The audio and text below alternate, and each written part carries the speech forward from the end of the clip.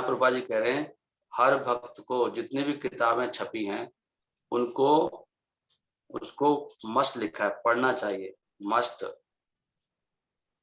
ये रेफरेंस ये चैतन्य चरितमृत मध्य 25.278, ये चैतन्य महाप्रभु का पढ़ रहा हूं मैं। ये तो स्टेटमेंट बहुत जगह बोला प्रभुपाद जी ने, एक जगह नहीं आई, तो मैं कल पढ़ रहा था तो कल सामने आया। तो प्रभुपाद जी कह रहे हैं उसको चैतन्य चरितमृत, श्रीमद् भागवतम, भगवद गीता, ये अवश्य उसको पढ़ना चाहिए, और बाकी किताब भी। तीन तो बता दिया, भागवतम, सीसी, गीता, और बाकी जो भी किताब प्रभुपाद जी लिखी, प्रभुपाद जी की सारी किताब।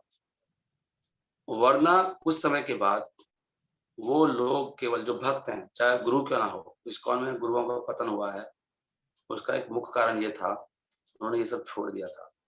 और अभी भी जिनका पतन हो रहा है, जो उल्टी सीधी चीजें कर रहे हैं, उनका भी यही कारण है कि प्रभुपाद जी किताबें नहीं पढ़ रहे हैं। प्रभुपाद जी यहाँ पे कह रहे हैं उनके बारे में, they will simply eat, sleep and fall down from their position. वो लोग खाएंगे, सोएंगे और गिर जाएंगे। इस प्रकार वो भगवान का जो दिव्य आनंद की स्थिति है, शाश्वत भगवान का धाम है, वो मौका उनके हाथ से निकल जाएगा। नहीं तो बस खाली करोगे आप राधे राधे श्याम मिला दे बस, और वो एक वो बन जाओगे, सहजिया बन जाओगे। भक्ति में गंभीर जितने भी लोग कर रहे हैं राधे राधे हल्ला हुल्लड़ मचा रहे हैं, ये वही लोग हैं जो प्रभुपाद जी ग्रंथों को बैठकर ध्यान से पढ़ते नहीं। तो प्रभुपाद जी किताबों में लिखते हैं कि हम लोग राधे राधे नहीं बोलते, नहीं, वो तो बहुत वो स्थिति रागानुग मार्ग है, हमारा तो वैदी मार्ग है, हम तो अभी स्तर पे नहीं है। तो हमको जैसे आचार्य बता रहे हैं ऐसे भक्ति करना चाहिए। पहला है आचार्य साधु मार्ग अनुगमनम, साधु मार्ग अनुगमनम, जो साधुओं का मार्ग, जैसे चैतन्य महाप्रभु ने भक्ति की, क्या था, श्रील प्रभुपाद ने भक्ति की, भक्ति सिद्धांत महाराज ने जैसे रास्ता दिखाया, भक्तिनाथ ठाकुर ने, वो मार्ग हमें अपनाना चाहिए। खासकर हमारे श्रील प्रभुपाद आज के वर्तमान में, प्रभुपाद की इंस्ट्रक्शंस जब पढ़ेंगे ही नहीं तो पता कैसे लगेगा, क्या फॉलो करेंगे। ये बहुत, इससे जो हमारी ऐसी इच्छाएं हैं जो नरक में ले जाती है, उनको उत्तेजना मिलती है। और आजकल हम लोग ऐसी ड्रेस पहनते हैं, चाहे बॉयज हो चाहे गर्ल्स हो, जिसमें हमारे सारे शरीर के अंग दिखाई देते हैं। तो यहाँ पे लिखा है इससे ऐसी इच्छाओं का जन्म होता है जिससे हम नरक की तरफ जाते हैं। श्रील प्रभुपाद के शब्दों में, to see oneself naked is the beginning of madness. अपने आप को नंगा देखना एक पागलपंथी की शुरुआत है। मतलब यहाँ तक है कि हम वॉशरूम में भी जो होते हैं तब भी हम प्रॉपर कपड़ों में स्नान करते हैं। शास्त्रों में लिखा है पुरुषों को भी घुटनों तक वो गमछा पहन के स्नान करना चाहिए हमेशा। निक्कर आदि में कई लोग नग्न होकर स्नान करते हैं, उससे अपराध लगता है, वायुदेव के सामने नंगे होते हैं। जैसे शास्त्रों में लिखा है जहां तक संभव हो हमेशा हमें अपने शरीर में, तो माइंड फिर उल्टी पुल्टी जगह जाता है। Even if alone in A room, अगर कोई व्यक्ति कमरे में अकेला भी है, अब आप कहेंगे प्रभु जी क्या डिस्कस कर रहे हो, लेकिन कुछ लोग को पता भी नहीं है, कुछ लोग ऐसे जी रहे हैं, और इसको पढ़ के कई लोगों को बहुत फायदा होगा।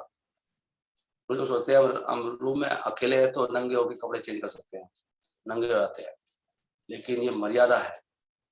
जैसे सीता मैया ने कहा कि जिसके शरीर को हवा ने भी ना छुआ हो, रावण तो उस शरीर को छूने की कोशिश कर रहा है, तो ऐसे कैसे बोल दिया उन्होंने, हवा ने भी ना देखा उसका शरीर।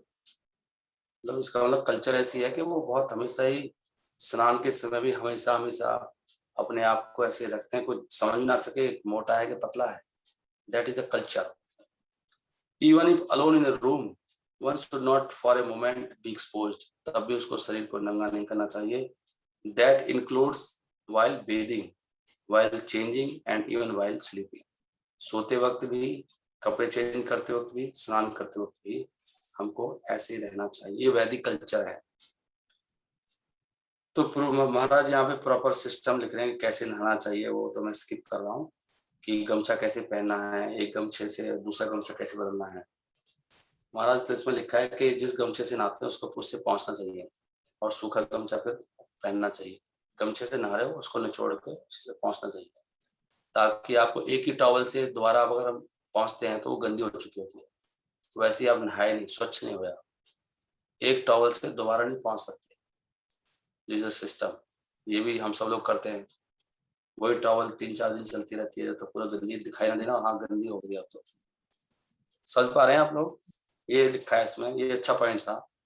और आपने टॉवल बांधा, स्वापी पतली होती है, गमछा घुटने तक होना चाहिए, उससे नहा लिए, नया वो टॉवल से बांध के उसको निकाल लिया, उसी से फिर गीले टॉवल से पहुंच लिया, बाकी थोड़ा बहुत हवा से सूख जाएगा। ऐसे लिखा है इसमें, इज द वैदिक सिस्टम। नहाने का भी सिस्टम होता है, इसलिए हम कहते हैं हर चीज का सिस्टम है वेदों में, ऐसा कुछ भी नहीं है जो वेदों में नहीं लिखा है। और ये तरीका था जैसे प्रभुपाद जी नहाते थे।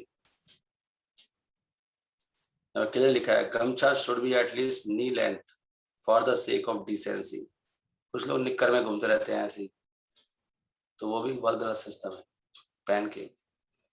कुछ तो लोग, कुछ तो गलियों में घूम रहे हैं, माताएं घूम रही हैं गलियों में, घरों में छोड़ो आप। तो कहाँ तक हम लोग गिर चुके हैं ना, हमारी संस्कृति कहाँ जा रही है सोचो आप। या इतने टाइट कपड़े पहनते हैं कि बिल्कुल जैसे स्किन, मतलब नंगा ही हो गया, स्किन जैसी कपड़े, स्किन टाइट, जैसे स्किन चढ़ी हुई है हमारे शरीर पे, ऐसी एक स्किन और लगा ली बस, तो बिल्कुल नंगे के समान ही है वो लोग। डिवोटी होता है उसका किसी भी जो भक्ति से संबंधित साहित्य है उससे कोई मतलब नहीं होता।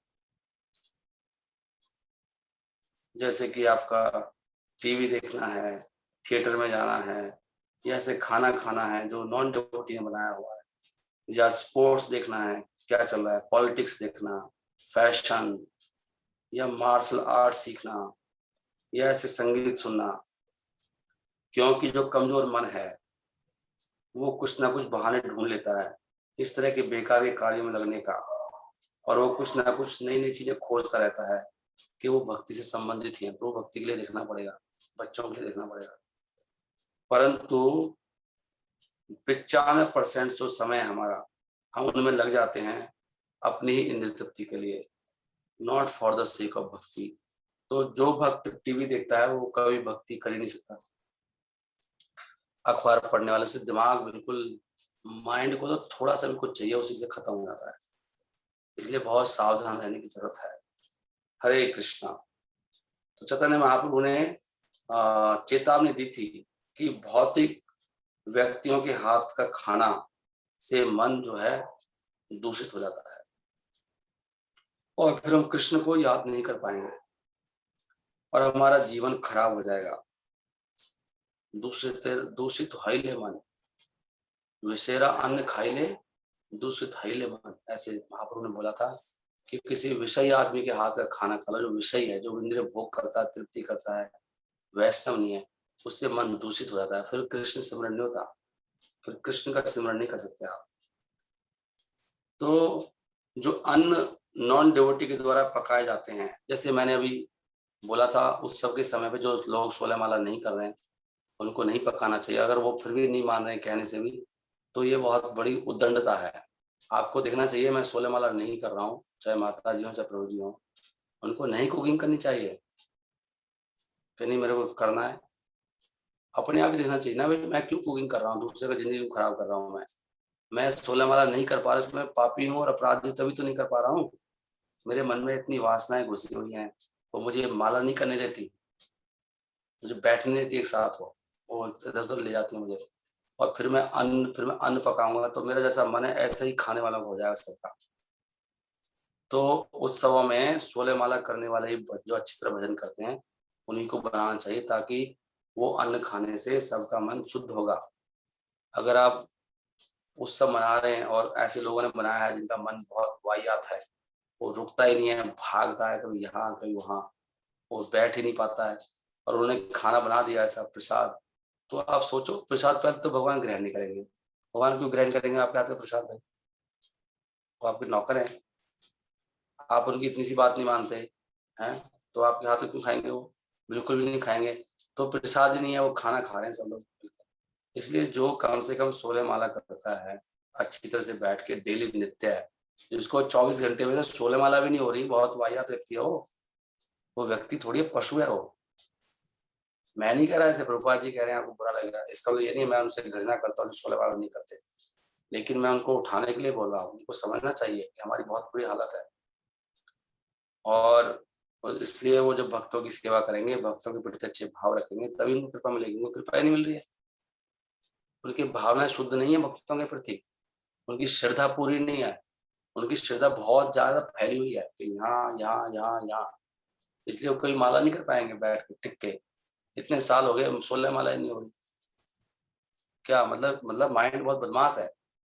बदमाश मतलब सुनता नहीं किसी की, कुछ ना कुछ खुरापात सोच रहा है, ऐसे सोच रहा है, वैसे सोच रहा है, ऐसे कर दूंगा, ऐसे कर दूंगा, कुछ ना कुछ दिमाग में अपने ही माया जाल में वो घुसा हुआ है। तो ऐसे व्यक्तियों को नहीं बनाना चाहिए खाना। आप कटिंग वटिंग कर लो ना, आप झाड़ू मारो, बर्तन धो, तभी शुद्ध होगे। नहीं नहीं हम तो सबसे आगे आएंगे, हम तो लीडर बनेंगे। लीडर बनने की संस्था थोड़ी है, दास बनने की संस्था है। जितना पीछे रहोगे, जितना नीचे रहोगे, उतना जल्दी ऊपर जाओगे। ऊपर का मतलब हमारी चेतना शुद्ध होनी चाहिए, आगे आए तो पीछे रहे, हमें सेवा करनी है। तो ये बहुत जरूरी बात है। प्रसादम में केवल 16 माला करने वाले लोग प्रसाद बनाए, और प्रभु जी लोग घर पे आए, प्रभु जी ये खा लो, ये ले लो। अरे कहीं प्रसाद है क्या ये जो आपने बनाया? माला करते हो तो प्रभु जी को खाने की हिम्मत कर रहे हो आप, खिलाने की किसी को। अरे हल्दीराम से खा लो, बीकानेर से आया प्रभु जी, आप भी खा लो। क्यों खा लें हल्दीराम का? पागल है हम लोग, हल्दीराम का खाएंगे जो? वहां पे दुष्ट लोग काम कर रहे हैं, जो भगवान का भजन नहीं करता वो दुष्ट है। उससे मेरी चेतना का मुश्किल से तो भक्ति मिली है अपने जन्मों के बाद, वो भी ढंग से माला नहीं हो रही। अब आपका अन्न खा के और मर जाएंगे हम तो, ऐसे इतना संघर्ष कर रहे हैं। नहीं, तो इन बातों को समझना चाहिए कि हम तो शुद्ध नहीं है, दूसरी शुद्धता तो ना खराब करें। भगवान से भी ज्यादा बड़े हैं भक्त। भगवान खुद कह रहे हैं भाई मैं इतना डरता हूँ ब्राह्मणों से, भक्तों से, उनके प्रति अपराध, और हम तो उनके सर पे चढ़ जाते हैं। प्रभु जी ये अपने जरा खा लो, ये थोड़ा सा तो ले लो प्रभु जी, एक तो ले लो, बिस्किट खा लो। क्यों बिस्कुट खाएंगे हम? हैं? तो विषैला है ना, विष है वो। आप लोग जहर खिलाना चाहते हो उनको? आप चाहते हो कि फेस्टिवल हो और सारे लोग जहर खाएं? मैं जहर बना के खिला दूंगी, मैं बहुत अच्छा बनाती हूँ, बहुत अच्छा बनाता हूँ मैं। अपनी हमें स्थिति देखनी चाहिए, हम क्या सेवा कर सकते हैं। इसलिए भक्ति का मतलब है तुच्छ बनना, सबसे नीचा और छोटा बनना। कहना ही नहीं मानते आप, कैसे भक्तों बताओ? भक्तों की कैटेगरी में वो आता है जो कहना मानता है, जो बिल्कुल एकदम कहना खाए और चेंज करे जा रहे हैं। ऐसे मुख से क्यों सुने हम लोग? तो जो माता जी प्रभु जी इधर भी हाथ मार रहे हैं, उधर भी हाथ मार रहे हैं, उनका वो धारण नहीं होगा। देख लेना आप, आपको ज्ञान मिल सकता है, इधर से ले लो, उधर से ले लो, लेकिन आपकी वास्तव में शुद्धता कृपा नहीं मिलेगी आपको। क्योंकि शुद्ध जब प्रभुपाद ने बोला है, साधु वो है जो 100% सत्य बोले। वो साधु ही नहीं है जो सत्य नहीं बोल रहा है। जो चेंज कर रहा है उसको चेंज नहीं कर रहा भाई, किसने आपको अधिकार दिया चेंज करने का? आप ये तो बोलो ना कि ठीक है अभी हमसे नहीं हो रहा लेकिन ये करना है हमको, और आप नहीं उसको उठा के फेंक दो, गीता में से इसको हटा दो, ये अभी संभव नहीं है, ये भी नहीं होगा, ये भी नहीं होगा, अभी मॉडर्न जमाना आ गया है, अभी ये नहीं कर सकते, गाय नहीं पाल सकते, वर्ण आश्रम नहीं कर सकते, स्त्रियों को ले आओ उठा के, उनको उनकी नुमाइश कर दो, सारी स्त्रियों को गुरु बने। इतनी मुश्किल से प्रभुपाद ने बनाया, मूवमेंट को खराब करे जा रहे हैं उसको। कभी भी कोई सिंसियर लोग आएंगे नहीं इसको में, जो भी सिंसियर भक्त होगा कभी ऐसे ऐसे आएंगे फिर, ऐसे मन चले। ये कोई इंद्र तृप्ति का साधन थोड़ी है, ये तो भक्ति है। भक्ति का मतलब कहना मानना, और भक्ति का सर्वोपरि चीज है बैठ के माला करना। जो हरि नाम करना है हमारे लिए आफत हो सकती है, मानता हूं मैं, लेकिन अगर आप प्रार्थना करेंगे मुझे शक्ति दो भगवान, तो आप माला कर सकते हैं। भगवान तो भगवान भी चाहते हैं आप माला करो। हाँ जी जी। प्रभु जी, एक प्रश्न था। प्रभु जी जैसे वर्णाश्रम में हम बोलते हैं कि ज्योतिष शास्त्र जो होता है एक, तो ज्योतिष शास्त्र को अपनाना चाहिए जीवन में, और वर्णाश्रम का पार्ट भी आप कई बार बोलते हैं कि ज्योतिष विद्या आनी चाहिए। तो लेकिन ज्योतिष विद्या में तो सब कुछ कर्म कांड ही है मैक्सिमम, तो फिर उसको फिर कैसे हम जीवन में अप्लाई करेंगे? अगर ज्योतिष शास्त्र को मतलब भक्ति से तो वो फिर बिल्कुल अलग हो जाता है। ज्योतिष शास्त्र में तो बहुत सारे कर्मकांड इन्वॉल्व हो जाते हैं। हाँ, तो ज्योतिष शास्त्र ना नंबर 1 तो इसका आंसर यह है कि आज के जमाने में प्रभुपाद ने मना किया है, कलयुग है हरे राम केवलम, ज्योतिष वोतिष कुछ नहीं है। ज्योतिष अलाउ किया प्रभुपाद जी ने आज कलयुग में केवल ओनली विवाह के लिए, ओनली विवाह मैच करने के लिए। कुंडली देख लो लड़की लड़के की, उसको मिला लो ताकि उनका, बस बाकी सब मना किया है। कोई ज्योतिष वोतिष कुछ नहीं, जीरो। और बाकी ये जो ज्योतिष शास्त्र में वो तो कर्मकांड तो उसमें भी है, वेदों में भी है, लेकिन वो उसको ट्रू सेंस में लेते ना हम लोग, वो भी और जिस तरह से हम लोग कर रहे हैं ना उस तरह से नहीं है। एक्चुअली कर्म कांड ना है नहीं शास्त्रों में, वो तो मुझे बहुत लंबी कथा है, वो तो शंकराचार्य वगैरह ने बोला है कर्म कांड ज्ञान कांड वगैरह, इसलिए हम बोलते हैं। उनका प्रबंध विष्णु की भक्ति है।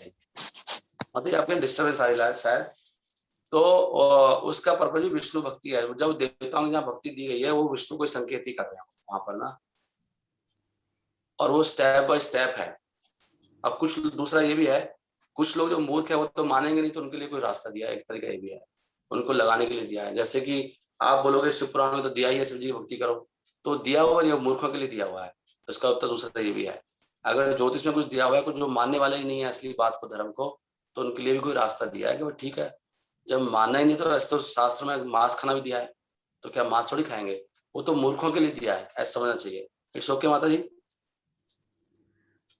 हाँ जी प्रभु जी।